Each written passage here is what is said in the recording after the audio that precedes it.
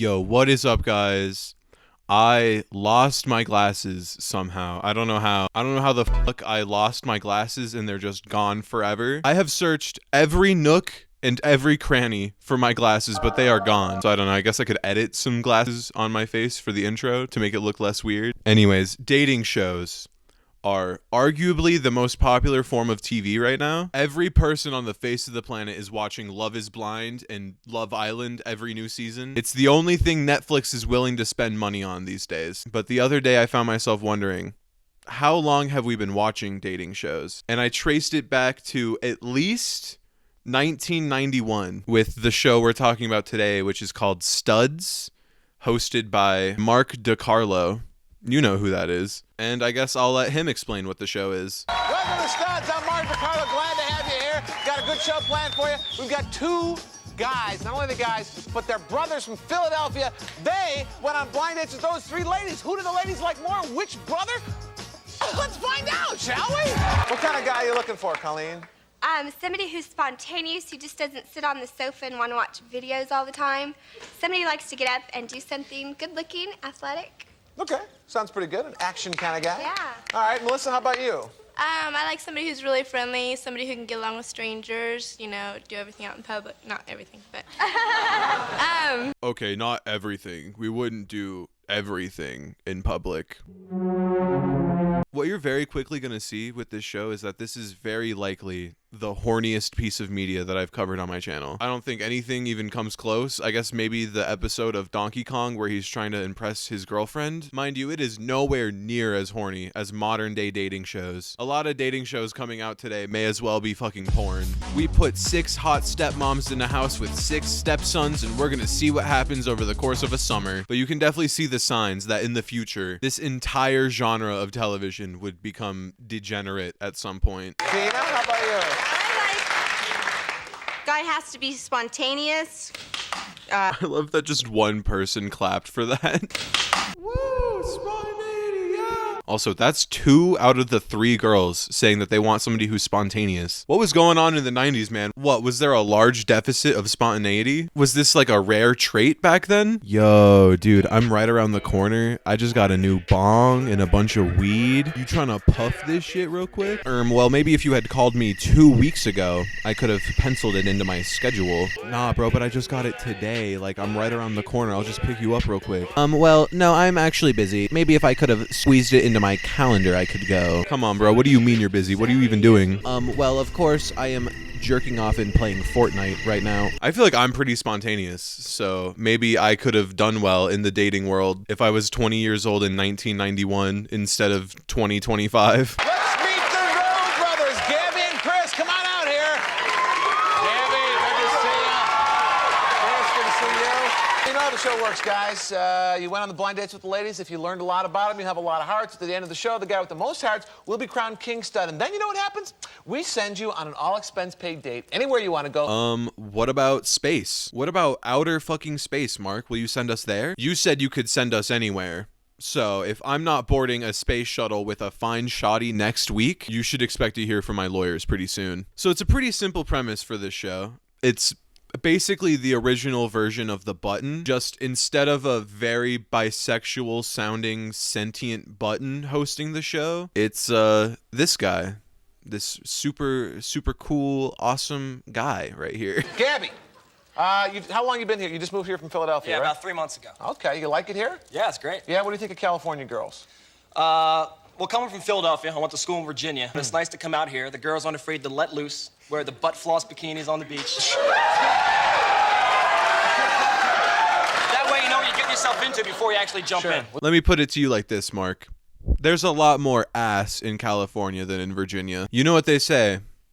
There's a lot of ass in LA. Notice how when he asks the girls what they're looking for in somebody, they answer with like personality traits, things they like to do, who they are as a person, basically. Then he asks this guy what he's looking for and he's like, if I can't see it from the front, I ain't seeing you at all. And if I'm being honest, that is kind of how every episode of this show goes. Being horny on national television. We've been doing it for 30 years. Let's fucking go. We asked the ladies ladies what they noticed when they first saw you, Gabby, and here's what they said. One of the ladies said, he was so wonderful, he brought tears to my eyes. Second lady said, gee, he has the cutest little toenails. And the third lady said, he looks like he got hit in the head with a sledgehammer. Dude, that's fucking awesome. What does that even mean? What do you mean he looks like he got hit in the head with a sledgehammer? Did he show up to the date with like a big protruding bump on the top of his head? Like what? Like he got jumped in an alley by Wile E. Coyote? Also, what kind of freaky shit's going on here? What do you mean he has cute toenails? Were you getting up close and personal with the dogs? What's going on? Nice to meet you, sir. Do you mind if I take a close examination of your feet? Can I look at your feet? Can I look at your feet and see them up close and like and be like all close to them? Chris, you're the older brother, right? Yes. Okay, all right. You're a fitness instructor? You work out with people? Sure. Okay. Yeah, sure.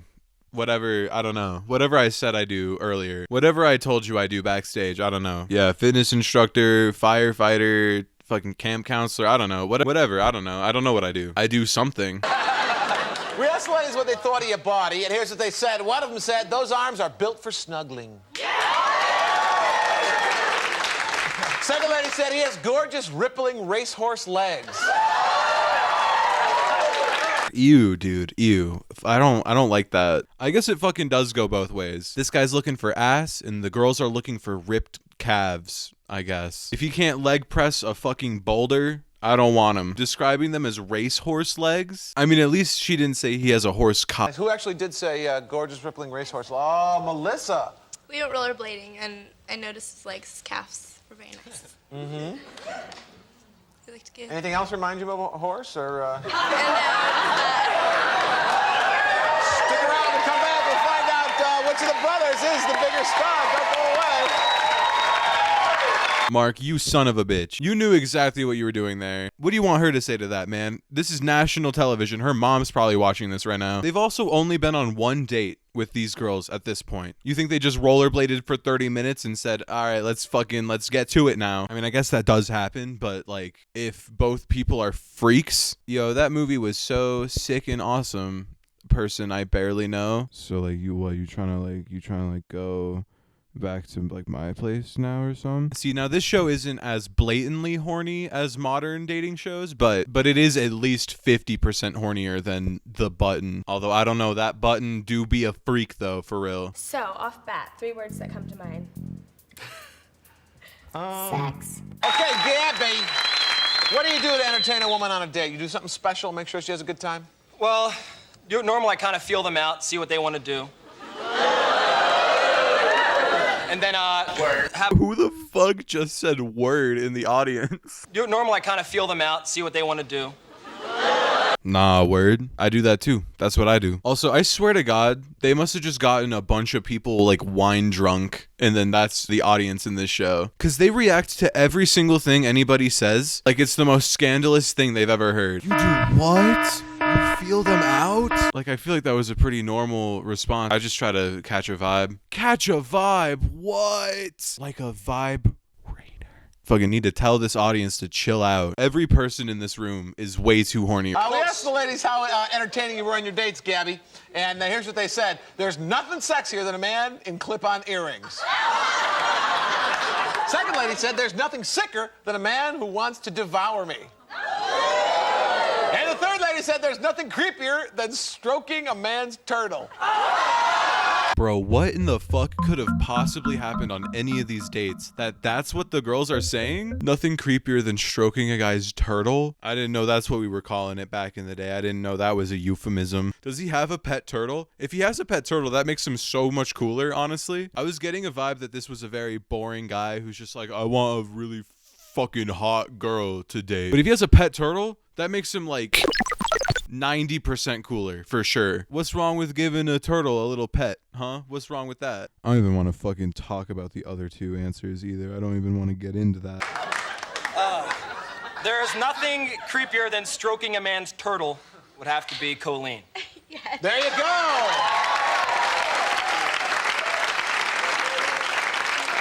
Yeah? That would be different than a tortoise, I would guess. Yeah. Actually, we were at the zoo, and he made me pet a turtle. I was afraid to pet the turtle, but Why? he made me do it. He forced me to pet a turtle. While he's looking at her with the coldest expression on his face. Yeah, that's fucking right. I made you pet that turtle, huh? While I sat there and laughed at you. But come on, you're scared of a turtle? How are you scared of a turtle? Unless it's a snapping turtle, then that is valid then. But I feel like most turtles are like the most peaceful creatures on earth, no? You're scared of this? You're scared of this guy? That's gotta be racist. How would Michelangelo, Donatello, Raphael, and Leonardo feel if they heard you say that, huh? How would that make them feel? You didn't want to pet the turtle just because it's a turtle? Yeah, okay. There's nothing sicker than a man who wants to devour me would be Dina. Yes. What'd you guys do on your date, Dina? We went to Hollywood Athletic Club. That's a place to... We went there for dinner. Yes, it's a place to shoot pool. Then we went there for dinner, and he was talking about cannibalism and what part of the human anatomy would we eat if people were to eat people, and would we eat the muscle? Would that be the meat of us? And Dude, what in the fuck?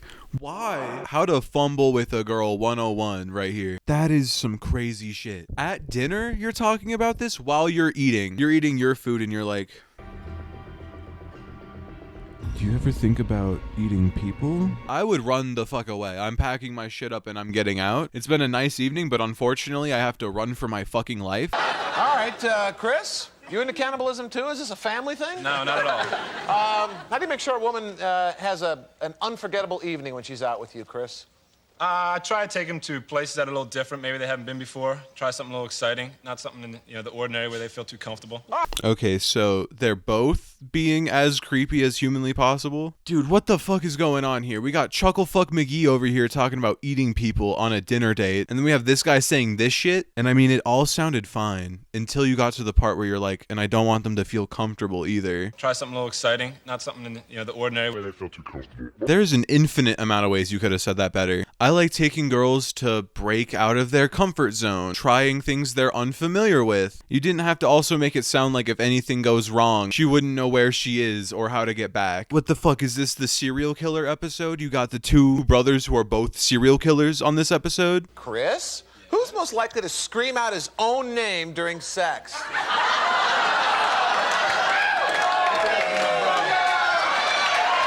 He says Gabby, ladies. Yeah. There you go. Why, Colleen? Gabby's very much into himself, and I could just see him not worrying about how his partner is feeling about himself. Oh, okay. So he's a selfish lover, basically? So you're saying you don't go down? Nah, never. All of that to say you don't go down? Come on. I don't eat the boxes. I don't do that. I don't do that. It's so funny, though, imagining if that actually fucking happened. That's the same type of guy who watches himself in the mirror. I feel like I get that vibe, though. But I also get the vibe that he would want it to happen, like, in the trunk of a Jeep Liberty with, like, Creedence Clearwater Revival on the radio.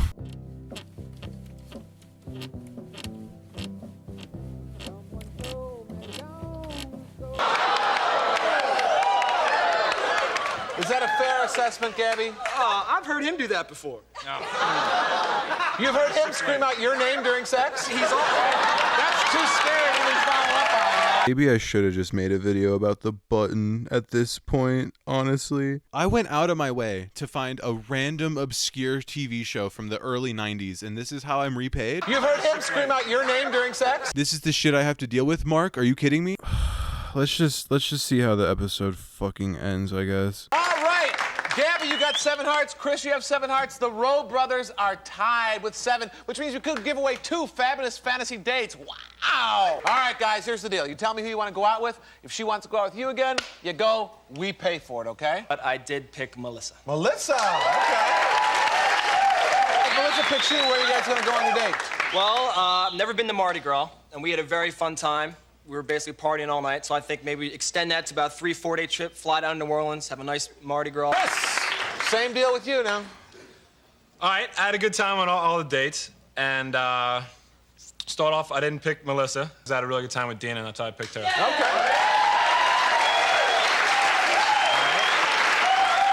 if Dina wants to go out with you again, where are you guys going to go? I'd love to go down to Hawaii, for the weekend. Gabby selected Melissa. Melissa, if you selected Gabby, you could be going to the Mardi Gras in New Orleans. What's it gonna be? Gabby! It's all up to you. If you pick Chris, you're going to Hawaii. They're going to Mardi Gras. Everyone's going everywhere. If not, just they're gonna go. What's it gonna be? Crazy! Congratulations! And there you go. They both won. This whole episode was basically for nothing. The whole point of the show is that only one guy wins, but then they tied and they both win. Bitch, take it to a tiebreaker. What are we doing here? We sat through this whole episode just for them both to go on awesome vacations with girls, but was it worth the time? Was it worth us sitting through this show for this ending? I don't know. I guess it was cool looking at what we thought a dating show was 30 years ago. Because the whole point is we're supposed to see the dates, but this is just them retroactively remembering the date that they went on. They did not know how to do this shit yet, alright? The Bachelor would have blown the minds of anybody in the 1990s. But anyways, that's the end of this video. You sat through the whole video, which I'm assuming means you liked the video. So if you could actually leave a like on the video, that would be much appreciated. It helps me out a lot in the algorithm, and since I'm still a pretty small channel, I can use all the help I can get. Subscribe to see content like this in the future. I'm uploading like almost weekly lately, so I guess if you want to see me continue doing that, you better subscribe. And anyways, boys, peace.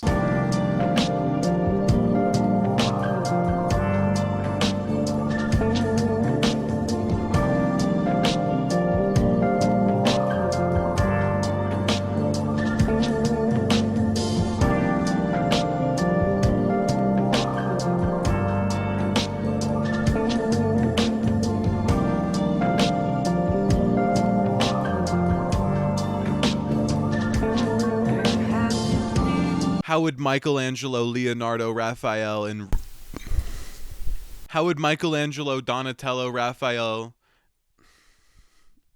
Leonardo?